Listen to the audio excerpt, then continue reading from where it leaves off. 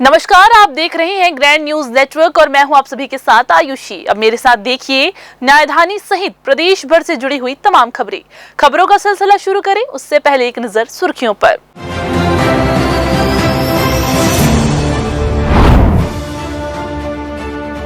बिलासपुर में सीएम विष्णुदेव साय का भव्य स्वागत। स्वच्छता संगम में 260 करोड़ के विकास कार्यों का लोकार्पण।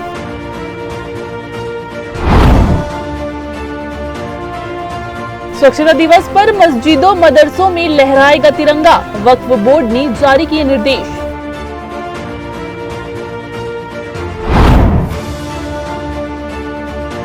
बिलासपुर में दर्दनाक हादसा। ट्रक की टक्कर से प्रेस क्लब अध्यक्ष के भतीजे मासूम फजान की मौत।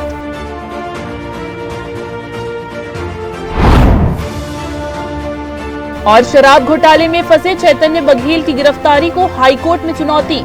जस्टिस अरविंद वर्मा की बेंच में सुनवाई।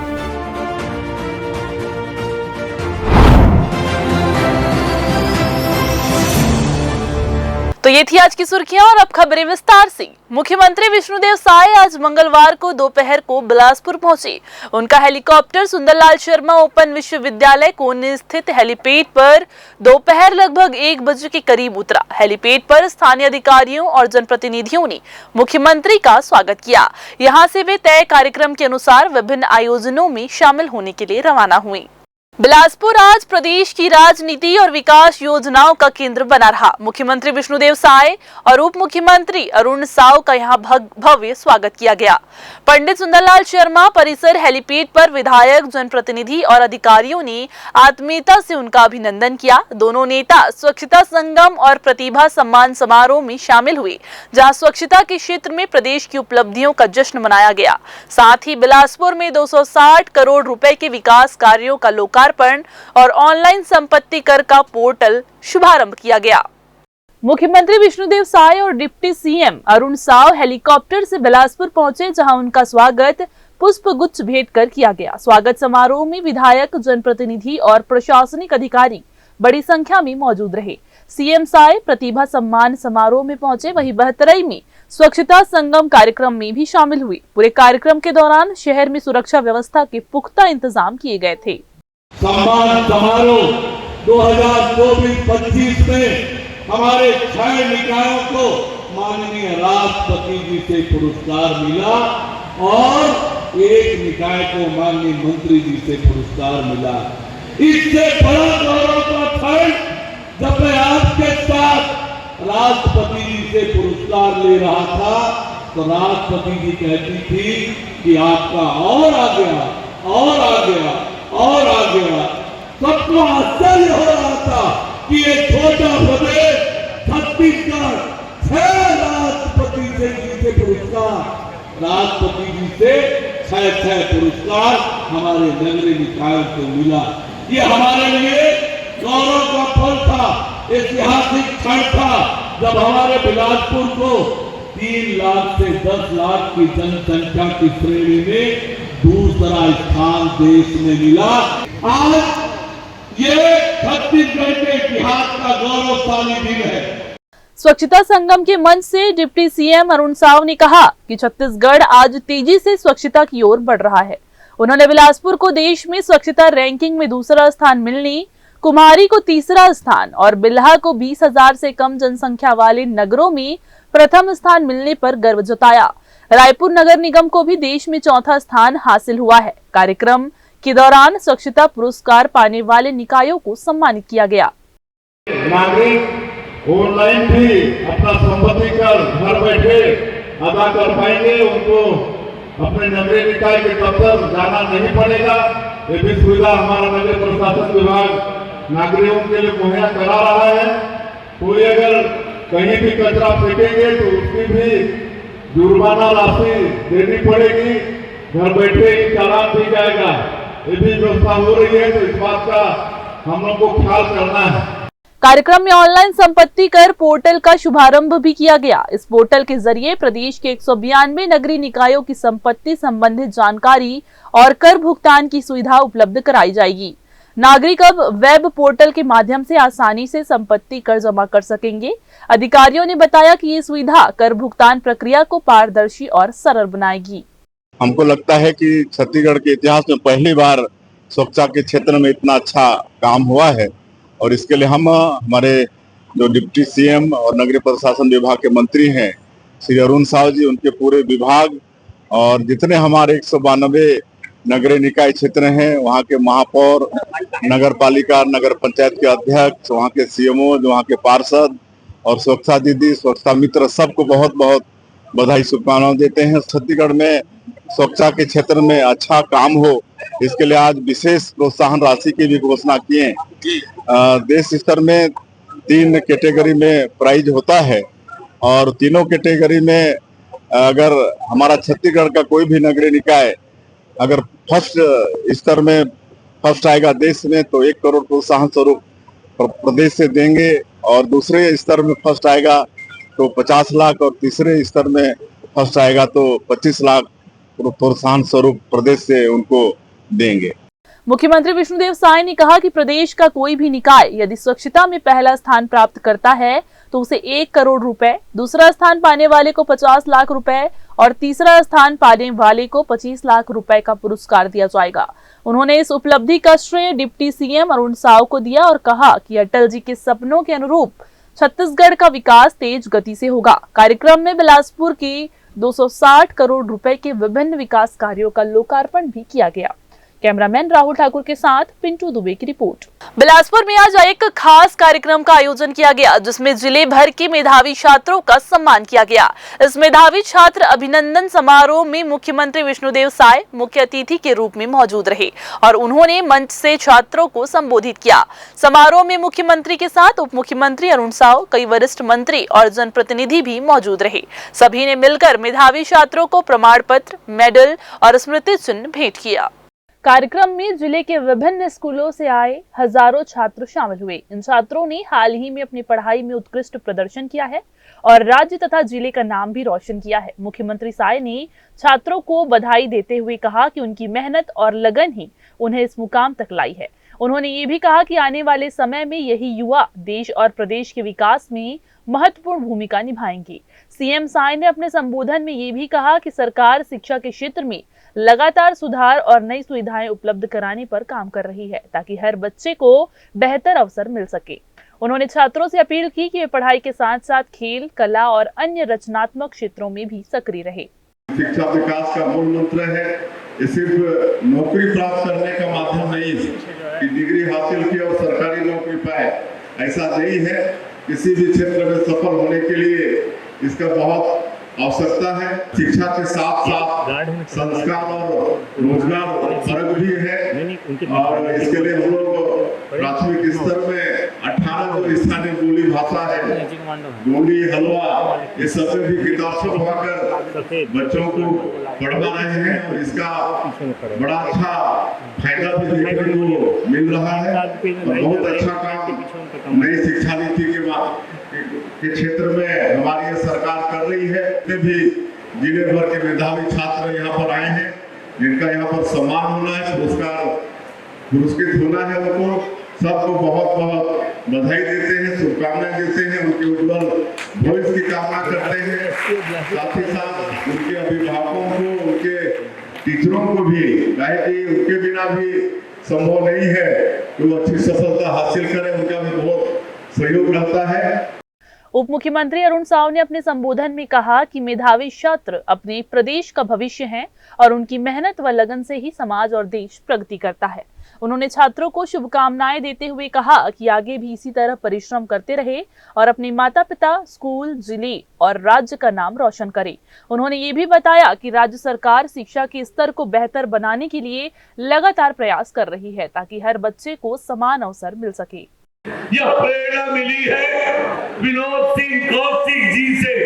जिस प्रकार से स्वर्गीय विनोद सिंह कौशिक जी न केवल एक प्रतिभावान विद्यार्थी थे, होनहार विद्यार्थी से, समाज सेवा का काम करते थे, वही अच्छे खिलाड़ी भी थे और बाद में नक्सल मुठभेड़ में वो वीर गति को प्राप्त हुए।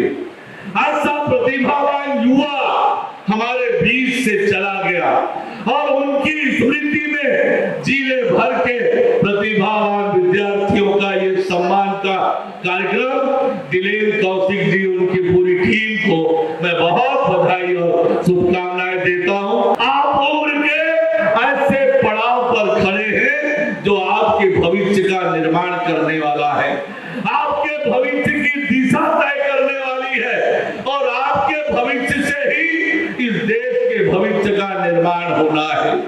इस उम्र में आपको ऊर्जा से लबरेज होना चाहिए, आत्मविश्वास से भरा होना चाहिए और पूरे उत्साह और ऊर्जा के साथ जब आप आगे बढ़ेंगे, बड़ी बड़ी परेशानियां, बड़ी बड़ी तकलीफ आपका रास्ता छोड़कर आपके उज्जवल भविष्य का मार्ग आपको प्रशस्त करेंगी। इस मौके पर छात्रों के परिजन भी यहां पर मौजूद थे, जो अपने बच्चों की उपलब्धियों पर गर्व महसूस कर रहे थे। पूरे कार्यक्रम का माहौल बेहद उत्साहपूर्ण और प्रेरणादायक रहा। मंच से बार बार छात्रों की उपलब्धियों पर तालियां गूंजती रही।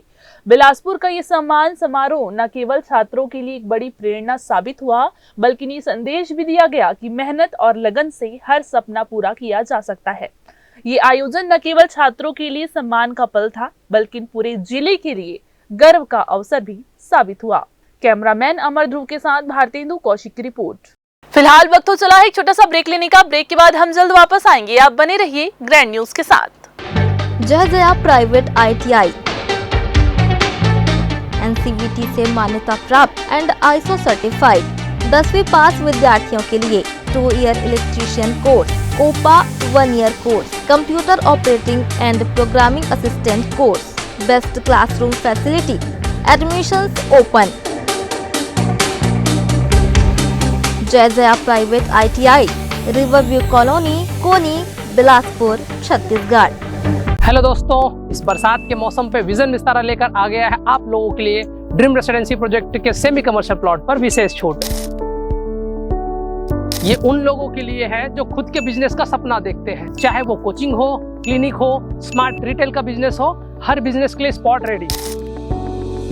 प्लॉट एक, फायदे अनेक। घर बनाओ तो स्कूल पास और दुकान खोलो तो कस्टमर पास। अभी सेमी कमर्शियल प्लॉट अवेलेबल है, पर ज्यादा दिन तक नहीं। आज ही संपर्क करें विजन विस्तारा को और ऑफर का लाभ उठाएं।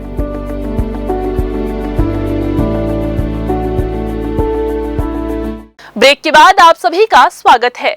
स्वतंत्रता दिवस के मौके पर छत्तीसगढ़ राज्य वक्फ बोर्ड ने राज्य भर की सभी मस्जिद, मदरसों और दरगाहों में राष्ट्रीय ध्वज फहराने के निर्देश जारी किए हैं। वक्फ बोर्ड ने अपील की है कि इस ऐतिहासिक अवसर को देशभक्ति, आपसी एकता और भाईचारे के साथ मनाया जाए, ताकि राष्ट्रीय पर्व की गरिमा और महत्व बना रहे। आदेश को वक्फ बोर्ड के अध्यक्ष सलीम राज ने अनुमोदित किया है। साथ ही लोगों से आग्रह किया है कि 15 अगस्त को पूरे उत्साह और सम्मान के साथ तिरंगा फहराकर स्वतंत्रता संग्राम की बलिदानियों को याद किया जाए। छत्तीसगढ़ राज्य वक्फ बोर्ड के द्वारा समस्त मस्जिद, समस्त दरगाह और समस्त मदरसों में ध्वजारोहण किया जाएगा। इसके लिए एक आदेश जारी कर दिया गया है कि राष्ट्र भक्ति और चूँकि तिरंगा हमारा मान सम्मान अभिमान है, इसको देखते हुए हर मस्जिदों में तिरंगा फहरना चाहिए। और यह चूँकि वतन परस्ती है और देश से प्यार बताने का भी बहुत बड़ा सबूत है। कितने साल बाद इसके उद्देश्य ये है कि कुछ मस्जिदों में या कुछ मदरसों में ध्वजारोहण नहीं होता था। हम चाहते हैं कि राष्ट्रीय पर्व है, कोई धर्म का नहीं है। जब राष्ट्रीय पर्व तो सबका है, तो इसलिए राष्ट्रीय ध्वज वहाँ फहरना चाहिए। बिलासपुर जिले में सरकारी स्कूलों की दशा लगातार चिंता का विषय बनी हुई है। ये समस्या किसी एक स्कूल तक सीमित नहीं है, बल्कि अधिकांश स्कूलों में विद्यार्थियों को मूलभूत सुविधाओं से वंचित रखा जा रहा है। शहर के कई स्कूलों में स्वच्छ पानी, साफ सुथरे शौचालय और पंखों जैसी बुनियादी जरूरतें भी पूरी नहीं हो पा रही है। स्वच्छता अभियान के तहत गांव-गांव में जागरूकता कार्यक्रम चलाए जा रहे हैं और स्कूलों में शौचालय बनाए गए हैं, लेकिन उनकी स्थिति बेहद ही खराब है। बिलासपुर की शासकीय पूर्व माध्यमिक शाला घुरू में इसका जीता जागता उदाहरण देखने को मिला, जहां विद्यार्थियों के लिए बनाए गए टॉयलेट गंदगी और बदबू से भरे हुए हैं। स्कूल में मौजूद छात्राओं ने बताया कि शौचालय की हालत इतनी खराब है कि वहां जाने का ही मन नहीं करता। वहीं दूसरा शौचालय शिक्षकों द्वारा ताला लगाकर रखा जाता है। छात्राओं का ये भी कहना है कि कक्षाओं में लगे पंखे तक नहीं चलते, जिसके कारण उन्हें भीषण गर्मी में पढ़ाई करनी पड़ती है। यहाँ बाथरूम बहुत गंदा है, जिसमें पानी भी नहीं रखा जाता है और बहुत गंदा पानी रहने के लिए भी नहीं रखता। और जो टॉयलेट है ना, उसमें ढंग से गेट भी नहीं है और सीटी नहीं लगता है। हम लोग बाहर से बंद करते हैं और ना ढंग से यहाँ सुविधा रहता है पानी से। यह है जैसे यहाँ पे लड़कियों का बाथरूम ना, उसमें छतरी नहीं है, ना इसमें डब्बा रखा जाता है बाथरूम पे झेलने के लिए, बहुत बस आता है, इसलिए हम परेशान हैं। जैसे यहाँ पे पंखा बहुत गर्मी है, यहाँ पे हम लोग गर्मी में बैठते हैं, फैन नहीं चलते हैं। शौचालय में फैली गंदगी और बदबू के कारण विद्यार्थी उसका इस्तेमाल करने से कतराते हैं, जो उनके स्वास्थ्य के लिए गंभीर खतरा है। ये स्थिति न केवल स्वच्छता अभियान की असफलता को दर्शाती है, बल्कि बच्चों के बुनियादी अधिकारों का भी हनन करती है।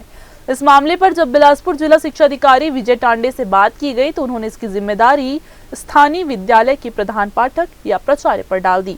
उनका कहना है कि मरम्मत के लिए शासन से राशि विद्यालयों को जारी की जाती है।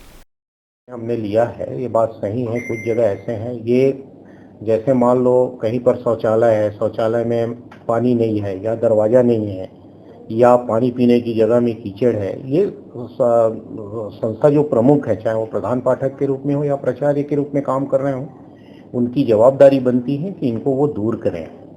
और समय समय पर हम जो है मरम्मत के लिए उनको शासन से प्राप्त राशि को जारी भी करते हैं, जिसका निर्माण एजेंसी या तो SMDC होता है या RES होता है, तो उनके माध्यम से उनको पूरा कराया जाता है। जैसे ज़्यादा ही कुछ रिपेयर की ज़रूरत हो तब की स्थिति में, और छोटा मोटा है, सीटकनी लगाना हो या दरवाजे लगाना हो, तो छोटा है तो उसको साला जो है अपनी स्तर पर कर सकते हैं, और जैसे उनको मरम्मत की जो राशि प्राप्त होती है उसमें से वो आहरित कर सकते हैं। शहरी क्षेत्र में ये स्थिति है तो ग्रामीण क्षेत्रों के स्कूलों का हाल आसानी से अंदाजा लगाया जा सकता है। विद्यार्थियों को पीने के लिए पर्याप्त पानी तक नहीं मिलता, जिससे उनकी सेहत पर भी असर पड़ रहा है। स्कूल परिषद की स्थिति भी बद से बदतर होती जा रही है। सवाल ये है कि मूलभूत सुविधाओं के लिए जारी की गई राशि का सही इस्तेमाल हो भी रहा है या फिर नहीं। स्थिति को देखते हुए कहना गलत नहीं होगा कि सरकारी स्कूलों की हालत सुधरने की बजाय लगातार बिगड़ती जा रही है, जिससे शिक्षा की गुणवत्ता और बच्चों का भविष्य दोनों खतरे में है। कैमरामैन अमर धो के साथ भारतेंदु कौशिक की रिपोर्ट। बिलासपुर जिले में कई सरकारी स्कूलों में शिक्षकों की भारी कमी बनी हुई है, जिससे विद्यार्थियों की पढ़ाई पर सीधा असर पड़ रहा है। युक्तियुक्तकरण के बाद भी कई शिक्षक ज्वाइनिंग नहीं कर रहे हैं। इस वजह से स्कूलों में पढ़ाई का स्तर गिरता ही चला जा रहा है और बच्चों को गुणवत्तापूर्ण शिक्षा देने में कठिनाइयां हो रही है। जिले के कई क्षेत्रों में शिक्षकों के अभाव के कारण पहले से कार्यरत शिक्षकों पर अतिरिक्त भार बढ़ गया है। स्थिति ये है कि एक ही शिक्षक को अपने विषय के साथ साथ अन्य विषय भी पढ़ाने पड़ रहे हैं। इससे न केवल शिक्षकों पर दबाव बढ़ रहा है, बल्कि विद्यार्थियों की विषयवार समझ भी कमजोर हो रही है। जिला शिक्षा अधिकारी विजय टांडे ने बताया कि अभी भी कई ऐसे स्कूल हैं जहां शिक्षकों की कमी बनी हुई है। कई शिक्षक लंबी मेडिकल लीव पर है, जिसके चलते रिक्त पदों को भरना चुनौती बन गया है। प्रशासन का कहना है कि स्थिति को सुधारने के लिए प्रयास जारी है।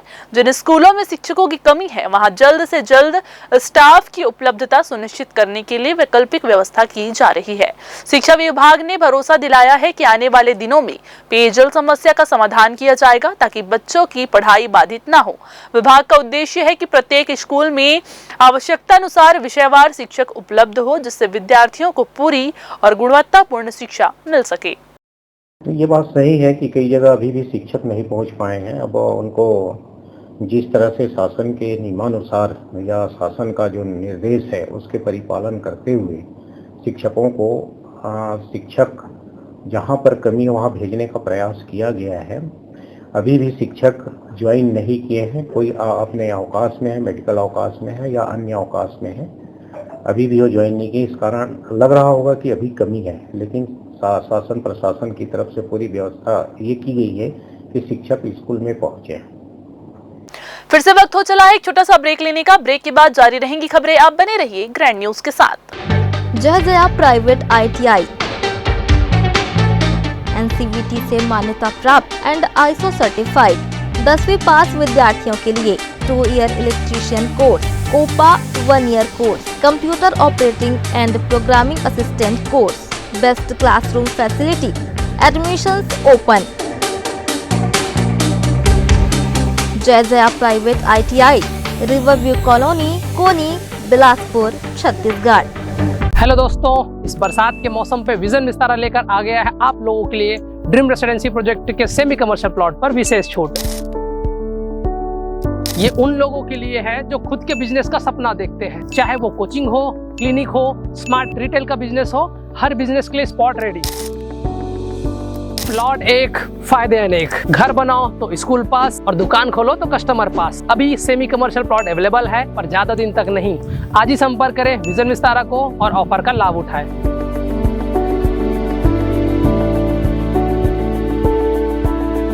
ब्रेक के बाद आप सभी का स्वागत है। बिलासपुर में सोमवार रात शहर में हुए एक भीषण सड़क हादसे ने हर किसी को स्तब्ध कर दिया। लाल खदान चौक स्थित घर के बाहर खेल रही 2.5 वर्षीय फजान अली टीपू, जो प्रेस क्लब अध्यक्ष एवं ग्रैंड न्यूज के संपादक इरशाद अली के भतीजे और सहारा डेंटल के संचालक डॉक्टर इकबाल अली के सुपुत्र थे, को मेहमद बाईपास की ओर से आ रहे तेज रफ्तार हाईवा ट्रक ने कुचल दिया। टक्कर लगते ही मासूम गंभीर रूप से घायल हो गया और परिजन तुरंत उसे शहर के एक निजी अस्पताल लेकर पहुंचे, जहां डॉक्टरों ने उसे मृत घोषित कर दिया। घटना के बाद तोरवा पुलिस ने ट्रक को जब्त कर चालक को हिरासत में ले लिया है और पूरे मामले की जांच जारी है। कल दिनांक को मतलब 11 बजे करीब सरफराज अली नाम का व्यक्ति जो लाल खदान का रहने वाला है, थाना में रिपोर्ट दर्ज कराया कि उसका भतीजा जो खेल रहा था घर के सामने, तभी फदा का सिरगिट्टी की तरफ से एक ट्रेलर गाड़ी आई जिससे टकराकर उनकी मृत्यु हो गई है। थाना तोरबा में अपराध क्रमांक 340/25 धारा 106 1 BNS का दर्ज कर विचारणा किया जा रहा है।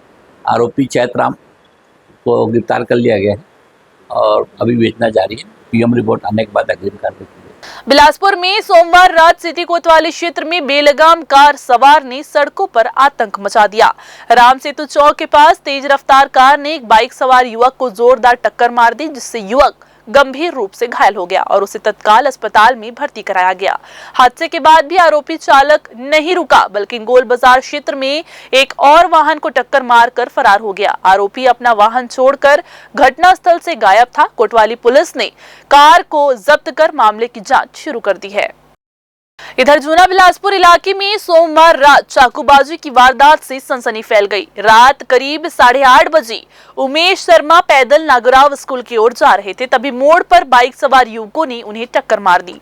उमेश ने सावधानी से गाड़ी चलाने की बात कही तो विवाद बढ़ गया और आरोपियों ने मारपीट के साथ चाकू से हमला कर दिया। इसी दौरान बीच बचाव करने पहुंचे अरमान खान पर भी चाकू से वार कर दिया गया।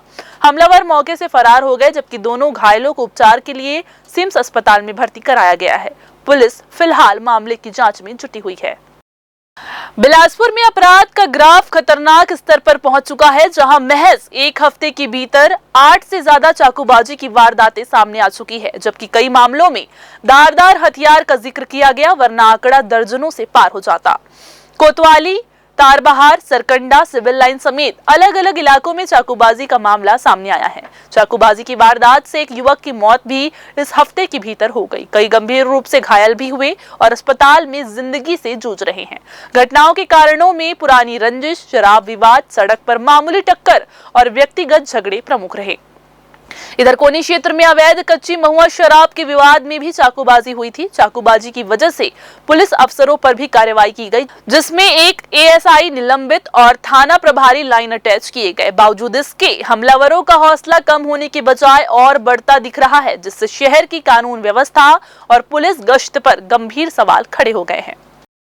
फिर से वक्त तो चला एक छोटा सा ब्रेक लेने का। ब्रेक के बाद जारी रहेंगी खबरें। आप बने रहिए ग्रैंड न्यूज के साथ। जय जया प्राइवेट ITI,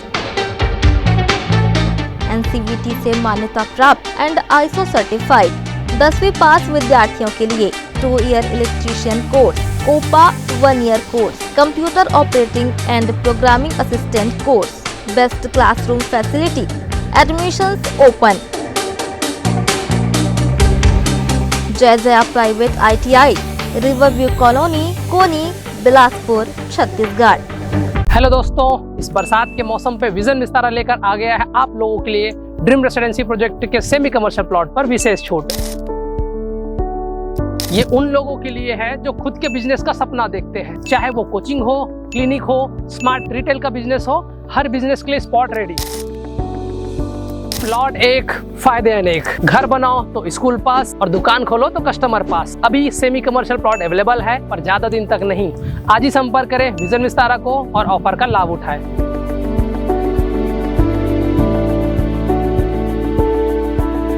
ब्रेक के बाद आप सभी का एक बार फिर से स्वागत है। छत्तीसगढ़ के पूर्व मुख्यमंत्री भूपेश बघेल के बेटे चैतन्य बघेल की मनी लॉन्ड्रिंग मामले में हुई गिरफ्तारी को हाईकोर्ट में चुनौती दी गई है, जिस पर आज जस्टिस अरविंद वर्मा की सिंगल बेंच में सुनवाई कर रही है। चैतन्य को ईडी ने 18 जुलाई को उनके जन्मदिन के ही दिन भिलाई स्थित निवास से 2000 करोड़ रुपए के शराब घोटाले में कथित संलिप्तता के आरोप में गिरफ्तार किया था और 5 दिन की रिमांड के बाद न्यायिक हिरासत में भेजा गया था। याचिका में न केवल गिरफ्तारी और ईडी की कार्रवाई पर रोक लगाने की मांग की गई, बल्कि पीएमएलए कानून की उन धाराओं को असंवैधानिक घोषित करने की मांग है जो एजेंसी को गिरफ्तारी और जांच की विशेष शक्तियां देती है। ईडी का दावा है कि चैतन्य को इस घोटाले से 16 करोड़ 70 लाख रुपए की नगद आय हुई, जिसे उन्होंने अपने रियल एस्टेट कंपनियों के जरिए सफेद करने की कोशिश की और स्थानीय व्यवसायी त्रिलोक सिंह ढिल्लो की कंपनियों के माध्यम से लेन देन किया, जिसमें 5 करोड़ रुपए फ्लैट बुकिंग के नाम पर प्राप्त किए गए। वहीं भूपेश बघेल का आरोप है कि विपक्षी नेताओं को निशाना बनाने के लिए केंद्रीय एजेंसियों का दुरुपयोग किया जा रहा है, जबकि ईडी का कहना है कि बैंकिंग ट्रेल से ये साबित होता है कि ढिल्लो को शराब सिंडिकेट से भुगतान हुआ है। जेल में बंद चैतन्य के वकील ने सुरक्षा और परिवार से मिलने की अनुमति के साथ ही ईडी ऑफिस के 45 दिन के सीसीटीवी फुटेज सुरक्षित रखने की मांग भी की है।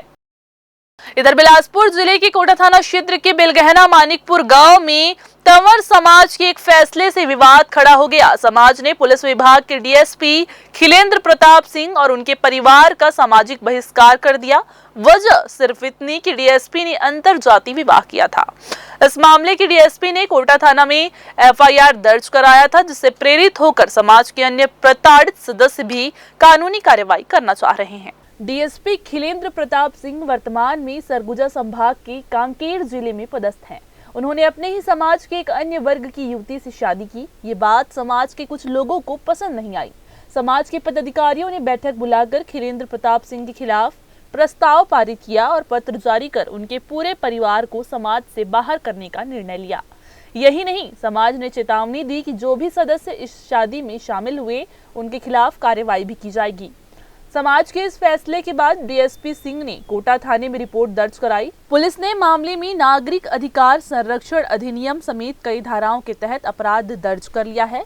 इस घटना से प्रेरित होकर समाज के अन्य बहिष्कृत सदस्य भी अब एफआईआर दर्ज कराने की तैयारी कर रहे हैं। चर्चा के दौरान पीड़ित डॉक्टर पवन कुमार ने बताया कि उन्होंने करीब 15 साल पहले अपने पुत्र डॉक्टर हर्षवर्धन सिंह की शादी समाज के ही एक अन्य वर्ग की युवती से कराई थी। इसके बाद से उनके परिवार को समाज से अलग कर दिया गया। डॉक्टर पवन कुमार ने कहा कि वे लंबे समय से समाज से पुनः जुड़ने की कोशिश करते रहे, लेकिन कोई समाधान नहीं निकला। उन्होंने स्पष्ट किया है कि जिस तरह डीएसपी खिलेंद्र प्रताप सिंह ने एफआईआर दर्ज कराई है, वे भी समाज के पदाधिकारियों के खिलाफ कानूनी कार्रवाई करेंगे। 15 साल पहले अपने लड़का डॉक्टर हर्षवर्धन सिंह की शादी सजाती ग्राम पौड़ी श्रीमान स्वर्गीय एमपी सिंह की लड़की से निर्धारण हुआ था शादी का। शादी के दौरान ही मुझे परमिशन के लिए गया, लेकिन परमिशन मेरे को नहीं दिया गया और मेरे को शादी करना जरूरी था, इसलिए शादी किया। लेकिन जो उसी सन में जो सतगढ़ तंवर समाज के अध्यक्ष थे, उन्होंने एक पम्पलेट शादी के विरुद्ध कि किसी को शादी में नहीं जाना है करके सबको निर्देशित कर दिया, समाज के लोगों को, सजाती समाज के लोगों। और मेरे लड़के की शादी में समाज के कोई लोग, संबंधित लोग नहीं आए और मेरे को काफ़ी कठिनाई का सामना करना पड़ा था। लेकिन शादी तो हो गई। उसके बाद फिर अभी भी मेरे को समाज से बहिष्कृत किया जा रहा है। शादी विवाह दुख सुख में कोई इन्वाइट नहीं करता, जिससे मैं प्रताड़ित होते रहता हूँ। जो हमारे ससुराल के संबंधित छुरी के पदाधिकारी थे, दोनों मेरे ससुर छुरी शादी किया, वहीं से पदाधिकारी थे सदगढ़ समाज के। तो मैं सोचा था कि हमारे उसमें छुरी के हैं, इसलिए मेरे को मतलब कुछ कार्रवाई करेंगे, लेकिन एप्लीकेशन दिया लेकिन कोई कार्रवाई नहीं कुछ पता चला उनसे। तो अभी तक आपको समाज में आना जाना? अभी तक समाज में आना जाना कुछ नहीं हो रहा है, कोई इन्वाइट नहीं करता। घर में आवेदन दिया तो कोई नहीं रख रहा? आवेदन दिया उसका कोई निराकरण नहीं आता, पता नहीं। मैं चाह रहा हूँ कि समाज में रहूँ और लोगों का सेवा करूँ, मेरे से जितना हो सके आर्थिक स्थिति समाज की जो भी है उसे सहयोग करूँ, और अपने से उद्बोधन में ये कहूँ कि समाज को ऊपर उठाने के लिए और अन्य जो समाज के तंवर समाज के क्षत्रिय समाज के ठाकुर हैं उनको भी ऊपर उठा के अच्छे सोच उनका बदलाव है ना उसमें सहयोग करें। इसी तरह समाज के ही सदस्य कल्याण सिंह ने बताया कि साल 2009 में वे समाज के एक अन्य व्यक्ति के शादी समारोह में शामिल हुए थे, इस वजह से उन्हें भी समाज से बाहर कर दिया गया। उन्होंने कहा कि अगर इस साल भी उन्हें समाज में दोबारा शामिल नहीं किया गया तो वो भी FIR दर्ज कराएंगे। ईरप से शादी हुआ था, तब से हम 2005 में शादी हुआ था, तब से हम लोग को बहिष्कृत करके जुर्माना लगा था। हम लोग को जुर्माना नहीं पटाने पर सभी का जो शादी में गए थे उनको जुर्माना ले लेके अंदर कर लिए हैं। मैं अकेला बचा हूँ, मेरे को प्रताड़ित किया जाता है। किसके द्वारा प्रताड़ित किया जा रहा है? समाज द्वारा। समाज के लोग। किस प्रकार के प्रताड़ित किया जा रहा है? जैसे मेरे सास खत्म हो गए थे तो मेरे पत्नी को जाने नहीं दिया गया। मेरे बोल दिए गए थे वो वहाँ से हटा दिया गया, नहीं तो इसको रखो। समाज से बहिष्कृत? समाज से बहिष्कृत है। मेरे भतीजा खत्म हुआ तो मेरे को घर से भगा दिया गया, और नहीं तो समाज वाले वहाँ नहीं रुकते, इस टाइप से करते हैं। और जहाँ जाते हैं हम लोग को कोई प्रकार से वहाँ रहने नहीं देते हैं समाज के लोग। तो अभी तक इसकी शिकायत अपने समाज में की थी और कहीं थाना या कहीं किए थे? और नहीं किए थे। तो समाज के लोगों को बोले थे कि मेरे को आने जाने दिया जाए? हाँ, समाज के लोगों को बोले थे, परंतु उस लोग ध्यान नहीं देते हम लोग। अब ये क्या है, हमारे यहाँ बच्चे लोग बड़े हो गए हैं, अब हम लोग परेशानी को देखते हुए और समाज से मिलना चाहते हैं, भाई समाज में रहें, समाज में रहना चाहते हैं, परंतु अभी हम लोग को बहुत ज़्यादा प्रताड़ित कर रहे हैं, इसलिए हम लोग नहीं मिलना भी चाहते हैं। अभी हमारे DSP साहब को जैसे प्रताड़ित कर रहे हैं, तो उनके द्वारा FIR कराए हैं, तो हम लोग भी अगर नहीं मिलाते हैं इस साल तो हम लोग भी FIR करेंगे समाज के प्रति। ये मामला न केवल सामाजिक सोच और परंपराओं पर सवाल खड़े करता है, बल्कि ये भी दिखाता है कि आधुनिक समय में भी अंतरजातीय विवाह को लेकर समाज में भेदभाव और विरोध मौजूद है। ये मामला हमें सोचने पर मजबूर करता है कि आज के आधुनिक समय में भी हम जात पात और पुराने भेदभाव से बाहर क्यों नहीं निकल पा रहे। शादी दो इंसानों के प्यार, समझ और सम्मान का बंधन है, न कि जाति और समाज की सीमाओं का। DSP और अन्य लोगों की हिम्मत हमें ये सिखाती है कि अन्याय और भेदभाव के खिलाफ आवाज उठानी जरूरी है। कानून भी हमें ये अधिकार देता है कि हम अपनी जिंदगी अपने तरीके से जी सके। समाज तब आगे बढ़ता है जब वो अपनी सदस्यों को बराबरी का अधिकार और सम्मान देता है। इसलिए हमें चाहिए कि हम एक दूसरे के फैसलों का सम्मान करें और मिलकर ऐसे समाज का निर्माण करें जहां प्यार और इंसानियत जात पात से ज्यादा महत्वपूर्ण हो। कैमरामैन अमर धूर के साथ भारतेंदु कौशिक की रिपोर्ट। शहर में खुलेआम गुंडागर्दी का मामला सामने आया है, जहां सरेराह युवकों के बीच जमकर मारपीट हुई। बताया जा रहा है कि घटना जूना बिलासपुर क्षेत्र की है, जिसमें दो गुटों के युवकों ने एक दूसरों पर लात और घूंसों की बरसात कर दी। मारपीट का ये वीडियो सोशल मीडिया पर तेजी से वायरल हो रहा है। घटना सिटी कोतवाली थाना क्षेत्र की बताई जा रही है। फिलहाल पुलिस वायरल वीडियो की जांच कर रही है और मामले में शामिल युवकों की पहचान में जुटी हुई है। तो ये थी आज की बुलेटिन की तमाम खबरें। अगले बुलेटिन में फिर होगी आपसे मुलाकात। तब तक के लिए पूरी टीम के साथ मुझे दीजिए इजाजत। नमस्कार।